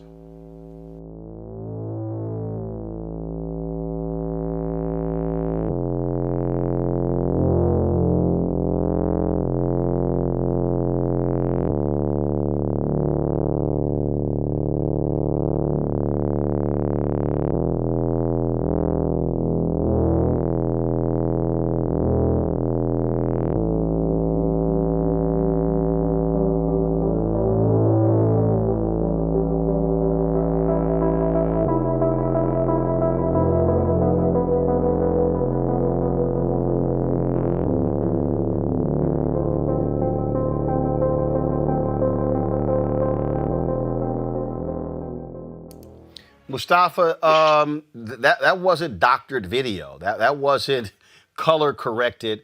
I mean, that was actually what it looked like. I mean, how stupid can Donald Trump be to sit there? Well, I don't think the scientists know. You damn sure don't know. The scientists know for sure. The National Climate Assessment, the IPCC report, which are all some of the top scientists from around the world, have told us exactly what we are seeing now is what was going to happen. So Trump knows because he has that information. Trump's denial is costing people their lives. And that's the most seriousness of this conversation. When you see those orange skies in the daytime, that was a picture in the daytime. Right now on the West Coast, people have the worst air quality in our country in those cities than across the entire planet. In places like India and China and other places that really have very little enforcement happening around environmental laws and the things that are happening with climate change. So when he makes those statements, he's putting people's lives in danger. You know, when they said that he was actually going to go to California, I was thinking him visiting California is almost like a thief returning to the scene of the crime, because he knows by rolling back or weakening over 100 environmental protections, he is therefore putting more air pollution, warming up our planet, you know, causing temperatures to rise, creating more intensity in the droughts that are driving these wildfires. And they're stripping away people's homes and their wealth and their lives. And places as far away as some of the shots that were shown there, you know, the air pollution is so bad that those people who have these chronic medical conditions from exposures, now they're also more vulnerable to both getting COVID-19 and dying from COVID-19. So his denial continues to play out in this vicious circle of people losing their lives. Robert, here's a tweet someone posted 2 days ago. I'm sorry, Joseph. I keep reading this story. Vancouver is covered with a blanket of hazy smoke from the forest fires in northern Washington state. Guys, go to my iPad, please. You can actually feel the smoke in your lungs and eyes when you walk outside. And you got this idiot who's sitting there like, it's no big deal.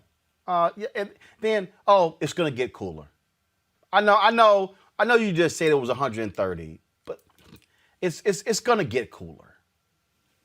Look, I think when we talk about the issue of climate change, I think President Trump and many of the old hands, the Republican Party, I call it the most bombastic iteration of our greatest hits of yesterday. And so I think when we approach the issue of climate change, I approach it mostly from a generational standpoint first, more so than the partisan standpoint. I think if you look at most of the data, most self-identified conservatives under the age of 40 believe that climate change is real and we need to do something about it. And so I think the impetus for us now is that for people who care about climate change to start voting on the issue of climate change. Now, obviously, that's not going to happen in 2020, and when we're talking about all things President Trump, for good reasons and for bad reasons. But I think that as we look for a pathway forward, there certainly has to be a way for us to coalesce around the fact that this should not be a partisan issue. This is a human issue, really an existential threat to humanity in and of itself. And so we have to start talking about what are the solutions that are going to allow us to arrive at the outcomes that we all know need to be done, which is a precipitous decrease in carbon emissions. What are going to be the energy sources that allow us to deal with the robust energy needs of a 21st century world, but at the same time still hitting those carbon reduction benchmarks? Is that putting a price on carbon? Are we talking about putting nuclear back on the table as the only major robust energy source that can be with zero carbon emissions, and dealing with that as a frank conversation? I think all of these things are part of the tools that we need to be leveraging if we're going to have a conversation. Obviously, President Trump does not want to participate in that conversation and in many ways has impeded that conversation. But I think we have to also understand that we've been headed in the wrong direction for a long time, and administration after administration and politician after politician has ignored this issue when they've had the opportunity to act, because quite frankly, unfortunately, when it comes down to election time, this is not the issue that gets tossed around the kitchen table, but perhaps we need to change that, because otherwise we'll be heading nowhere fast. Look, you're dealing with people who are beyond idiots, Avis, and there's no other way to describe Donald Trump. They have gutted the EPA, they have gutted Commerce, they've gutted these agencies. They don't give a damn about air quality. It's like whatever big business wants, and that's pretty much what you're dealing with here. It's exactly what you're dealing with. And, when I hear him say it'll get cooler, it kind of reminds me of him saying it'll just disappear. It kind of reminds me of saying just inject yourself with bleach. I mean, here is someone who specifically not only denies science, and I believe he knows the truth. Just like Mustafa said, I believe he knows the truth just like he knew the truth about COVID, but he has a different agenda and he doesn't care. Here's the main thing that we need to realize, you all. He does not care that over 30 people have died from this fire alone. He doesn't care how many more will die. He doesn't care how many times this will happen because he doesn't perceive people in California as people he should care about. He doesn't perceive people in Washington and Oregon either, apparently, as people he should care about. And this is the problem when you have a fact-free presidency. That's why people don't trust him. That's why people don't trust a thing out of his mouth. Because just like COVID, this literally is a life and death situation. And instead of taking it seriously and acting like an adult and actually listening to scientists, people who have studied this for decades to guide him in a direction that could save countless lives, he wants to be there and act cute, crack jokes, and once again, rely on idiocy rather than on facts. And that's something that none of us can really deal with if we want to be able to survive the real reality of climate change today and moving forward. All right, folks, back to our Roland Martin Unfiltered video in just one moment. As our community comes together to support the fight against racial injustice, I want to take a second to talk about one thing we can do to ensure our voices are heard. Not tomorrow, but now. Have your voices heard in terms of what kind of future we want by taking the 2020 census today at 2020census.gov? Now, folks, let me help you out. The census is a count of everyone living in the country. It happens once every 10 years. It is mandated by the U.S. Constitution. The thing that's important is that the census informs funding, billions of dollars, how they are spent in our communities every single year. I grew up in Clinton Park in Houston, Texas, and we wanted new parks and roads and a senior citizen center. Well, the census helps inform all of that and where funding goes. It also determines how many seats your state will get in the U.S. House of Representatives. Young black men and young children of color are historically undercounted, which means a potential loss of funding for services that helps our community. Folks, we have the power to change that. We have the power to help determine where hundreds of billions in federal funding go each year for the next 10 years. Funding that can impact our community, our neighborhoods, and our families and friends. Folks, responses are 100% confidential and can't be shared with your landlord, law enforcement, or any government agency. So please, take the 2020 census today. Shape your future. Start at 2020census.gov. In America, everyone counts, and the 2020 census is how that great promise is kept. Respond today online, by phone, or by mail, and help inform hundreds of billions in funding for education, health programs, and more. Shape your future. Start at 2020census.gov. And look, the game of whiteness is being played, Erica. Attorney General Bill Barr attacked Black Lives Matter in a speech yesterday saying they don't really care about black lives. He also, of course, had other ridiculous things to say, even when it came to coronavirus, wearing masks, and slavery. The rule of law is the foundation of civilization, including economic prosperity. And that's why these so-called Black Lives Matter people, now that as a proposition, who can quarrel with the proposition Black Lives Matter? But they're not interested in black lives. They're interested in props. A small number of blacks who were killed by police during conflict with police, usually less than a dozen a year, who they can use as props to achieve a much broader political agenda. But I view the question of Black lives as not only keeping people alive, but also having prosperity and flourishing in their communities. All right, now here's this idiot talking about masks and civil liberties, and he actually invoked slavery. A national lockdown, stay-at-home orders is like house arrest. It's you know, other than slavery, which was a different kind of restraint, this is the greatest intrusion on civil liberties in American history. Putting a Interesting, national lockdown. Erica. I guess he skipped over 1877 to 1970 when we talk about Jim Crow. You know, what's amazing to me, Roland, about Bill Barr, as Dr. Carr has named him a toady, when you look at, well, he had that talk that was right across the slave bridge, the Key Bridge in Arlington, Virginia. And to hear him, first of all, say these people, we already know that he's a white ring supremacist who is very much so wedded to the ideologue of that group. So when he says these people, we get that. The other part of it is that Bill Barr is very much so on board with pushing an agenda that destabilizes our democracy and actually takes away the elements of democracy. So that is, in fact, who we're dealing with. We're not dealing with an attorney general. We're dealing with a person who's very much so who is very much said over and over again through many speeches.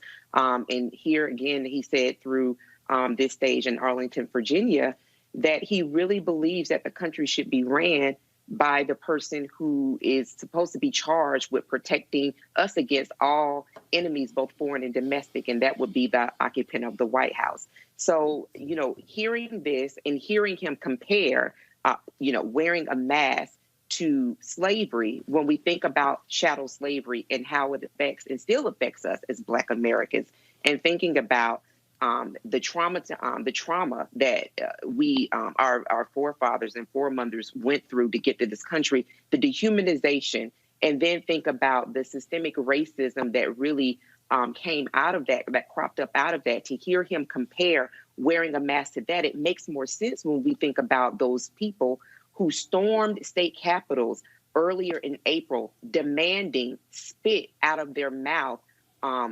fermenting at police officers. Those folks at the state capitals demanding that the country be reopened. These are the people that he backs and stands with. So this is, for me, all of the more reason for people to actually gear up and get ready. I know that voting begins in Virginia tomorrow, and that's going to be for people who are participating in being able to put their ballots in a secure ballot box. But we've got other cities that are going to be coming up on in-person voting. And as Dr. Carr said, that is what I would encourage people to do. Gear up, get your PPE ready, and get ready to vote. Greg, look, what you're dealing with here is, this is absolutely, we'll talk a little bit later about Donald Trump's joke of this commission that he announced today because he's so pissed off with the 1619 project.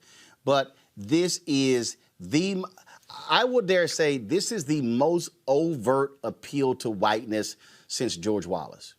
I mean, I really believe that what Donald Trump and Bill Barr and Stephen Miller and all the people are doing, that they are making an even more overt appeal to whiteness than Ronald Reagan and Lee Atwater. And that's saying a lot. I would agree with you, Roland.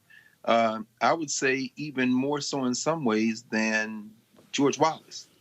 Herbert Hoover, the Lily White faction of the Republican Party. Right. That's right. That's right. In fact, you're right, Roland. See, you teaching tonight, brother. That's when the GOP really began to turn toward this white nationalism. It wasn't Barry Goldwater in '64.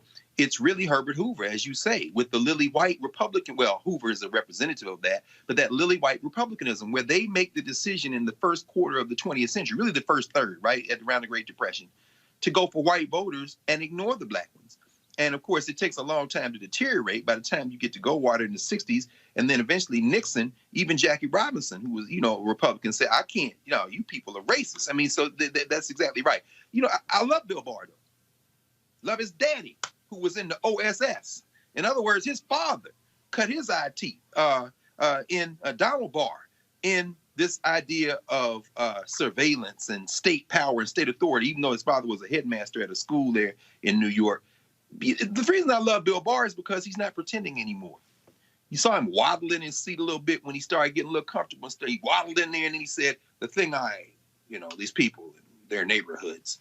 Man, I don't give a damn what you think about me. See, you've made a mistake. You and your little friend, Stephen Miller, and your other buddy, Donald Trump, and Smiling Mike Pence. Here's the mistake you've made.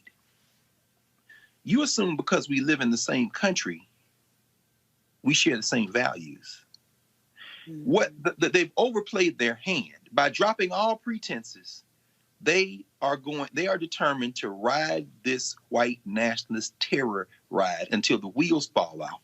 But here's the mistake they made. They think that the lug nuts on those wheels are a lot tighter than they are, in fact. And this is why we have to break their political backs.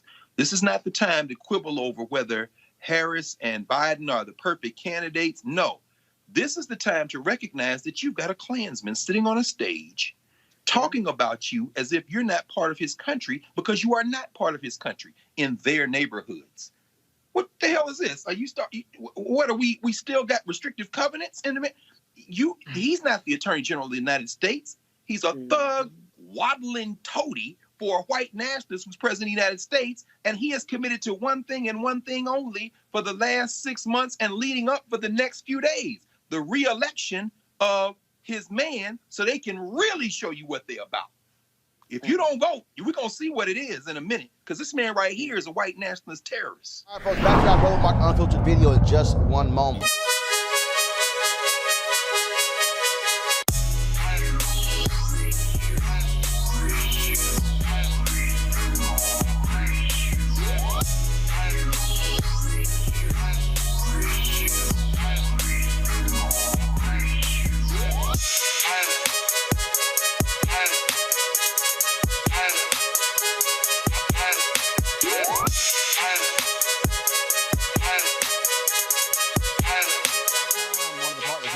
Unfiltered. They have these virtual reality headsets you see right there in the video there, folks.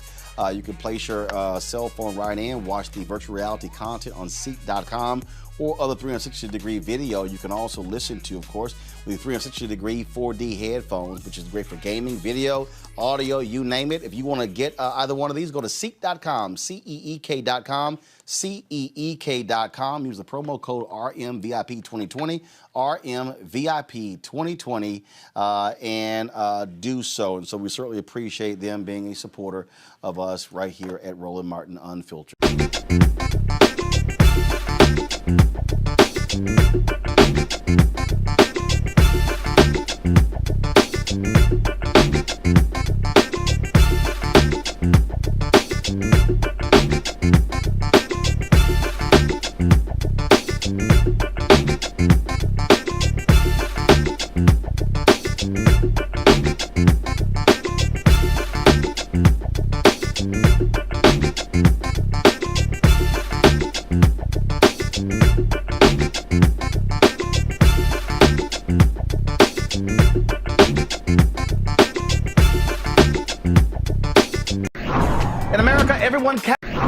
In America, everyone counts.